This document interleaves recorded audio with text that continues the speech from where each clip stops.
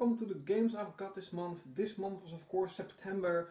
I'm sorry, I'm pretty much a week and 2 days too late. The only reason is pretty much Dark Souls and Dark Souls and Dark Souls.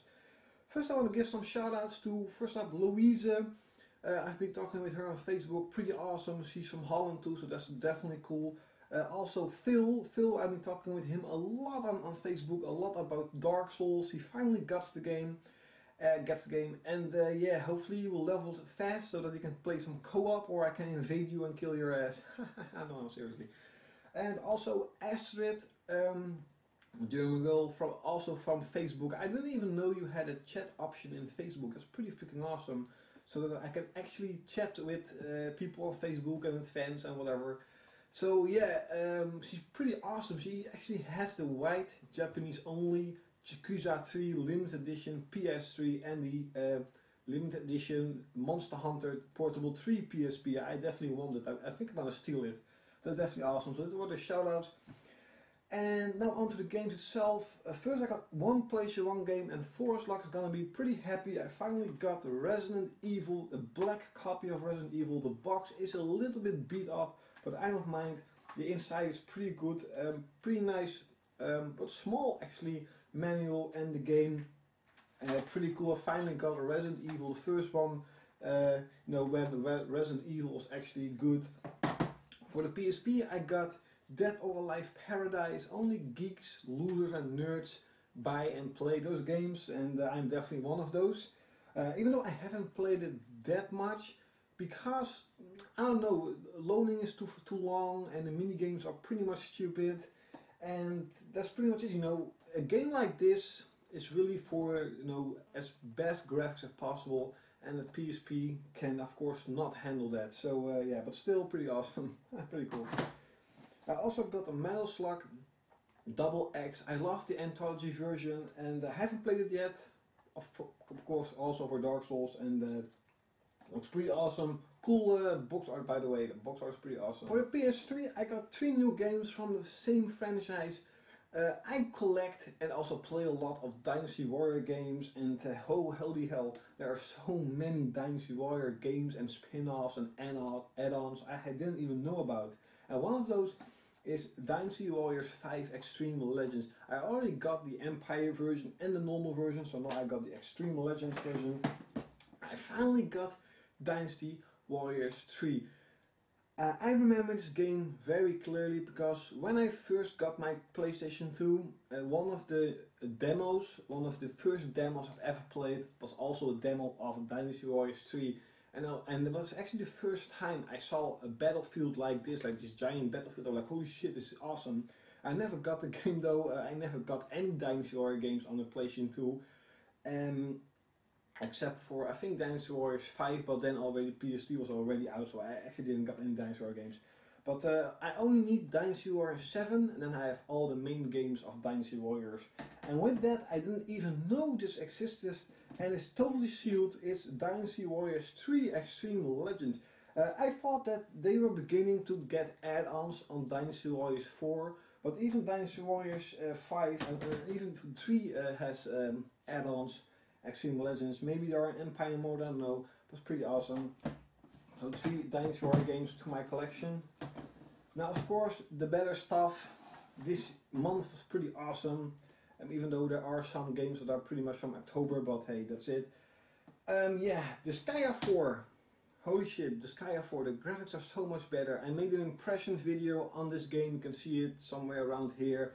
And this is definitely the best Skya game after the Skya 1. I love this game, and the reason I stopped playing it is not because I didn't like it. It's not that I got bored of it, it's because pretty much Dark Souls came out. So when I'm finished, or when I'm done with Dark Souls, I'm definitely going to the Skya 4. Warhammer 40k Space Marine. I'm this gamer that I don't like watching a lot of trailers, I don't like watching a lot of screenshots, I don't like to read every article I see on a couple of video games that I really want, because for me it spoils a lot of the fun of exploring it and seeing how the game actually is. And definitely this is one of the biggest examples of that, is that one of my friends actually said, hey klaudkil, you should check out Warhammer Space Marine, this game looks awesome. So I checked out one trailer. I'm like, I'm gonna get this game deserves my 60 euros, and it definitely does. First up, the campaign is around 15 hours, that is pretty long, and holy hell, I grew up with Warhammer and with Dungeons and Dragons, with fantasy, and holy hell, this is so awesome. There are so many details. This game is full of details for the Warhammer universe. If you are a Warhammer fan and you have a PS3 or an Xbox 360, go get this game. It is really, really good. Don't listen to all those reviewers. They are bullcrapping, they're bullshitting. This game is awesome. And even I played it even online, and that is pretty cool too.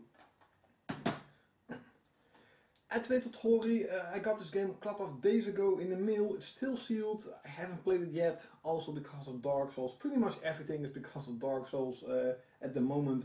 But I'm really hyped for it. I didn't like the really tight time schedule or system on Atelier Rona.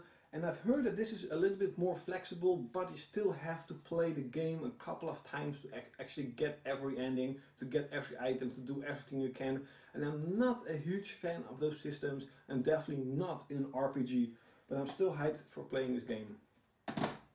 Of course, one of the biggest games, or pretty much the biggest game, September, was Resistance 3, and I love Resistance. I really like the universe. I really liked Resistance 1 with the, you know, the Earth, Fierce and Chimerian, and it's not like, you know, the aliens are attacking and totally annihilating the Earth and we can't do anything about it, just like War for Wolves. No, it's actually just a war.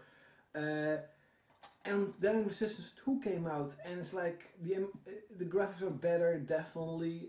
The set pieces were bigger, definitely. The bosses were giant, but I don't know, the feeling, this whole atmosphere of Resistance 1 was just gone. It felt more like an arcade shooter than actually a Resistance game. And Resistance 3, holy damn, I didn't expect to be playing a game like this. This has full of details, full of awesome things. You can really see how, because pretty much the war is over. You can see my review of it here, but pretty much the war is over. Mankind has lost, and you know how you say, like, pockets of mankind are scrambled together and trying to survive. And you can really, they really put a lot of effort in letting you see how mankind lives underground and hiding, and that's really awesome.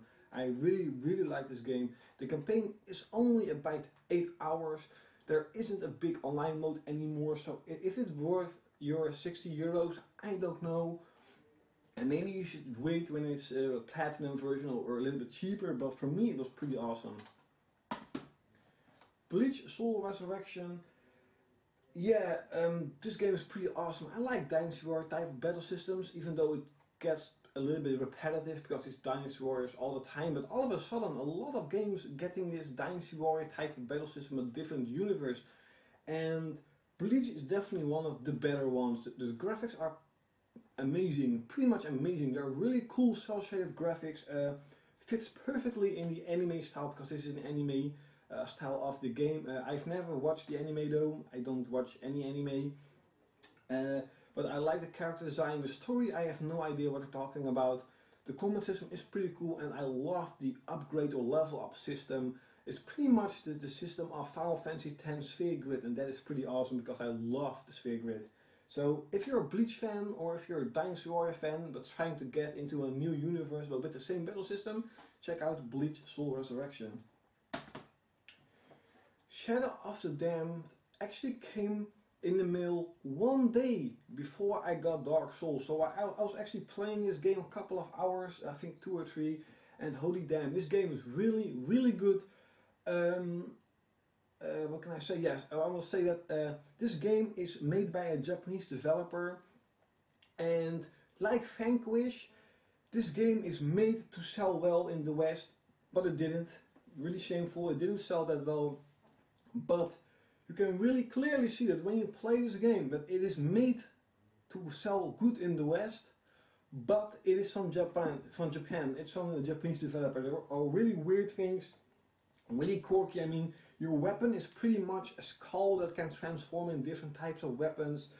One minor point though definitely is that the skull, the voice actor, you should say like that, You think that he's gonna be some evil Knievel type of voice actor, but it's pretty much a typical American voice actor.